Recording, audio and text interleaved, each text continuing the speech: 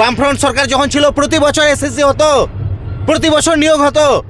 শাহাবুদ্দিন হাজি এমন একটা লোক যে 5 বছর 7 বছর 10 বছর আগে থেকে ওর কাছে যে কোনো লোক গেলে ও 5,000 10,000 যতটুকু ওর সাহায্য মতো মানুষকে হেল্প করে, ওর কোনো চাওয়া পাওয়া নেই।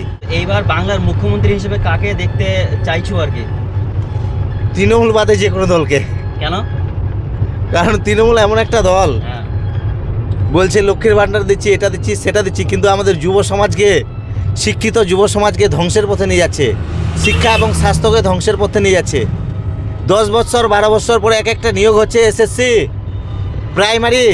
একটা ছেলে ডিএলএড বিএড করার পরে বাই চান্স প্রথম বছরে যদি এসএসসি ক্র্যাক করতে না পারে, দ্বিতীয় বছরে তার বয়সটা 40-42 বছর পেরিয়ে যায়, তার মনের জ্বালাটা কে বিশ্বাস করবে?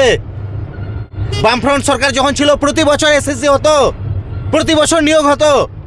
আচ্ছা, আমরা দেখলাম কিছুদিন আগে মোফাক্করুল ইসলাম মালদার সুজাপুরে আন্দোলন করছিলেন, কিন্তু তাকে গ্রেফতার করা হলো। এই বিষয়ে তুমি কি বলবে?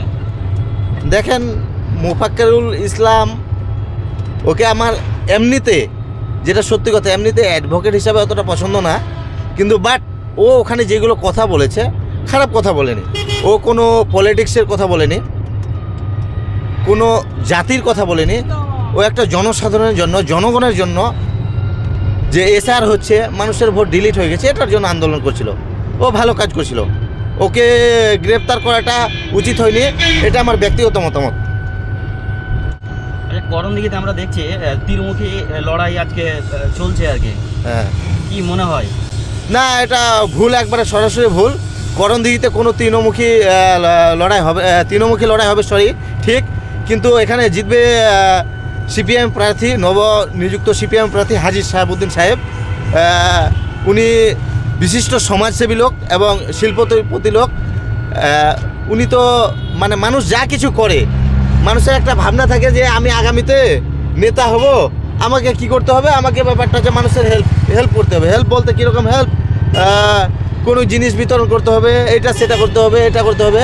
শাহাবুদ্দিন হাজি এমন একটা লোক যে 5 বছর 7 বছর 10 বছর আগে থেকে ওর কাছে যে কোনো লোক গেলে ও 5,000 10,000 যতটুকু ওর সাহায্য মতো মানুষকে হেল্প করে, ওর কোনো চাওয়া পাওয়া নেই। ভালো লোক, একবারে বেস্ট লোক আমার পক্ষে। তোমার নাম? আমার নাম জানেশ্বর আক্তার। কোন বিধানসভা থেকে? আমি 32 করণদিঘি বিধানসভা থেকে।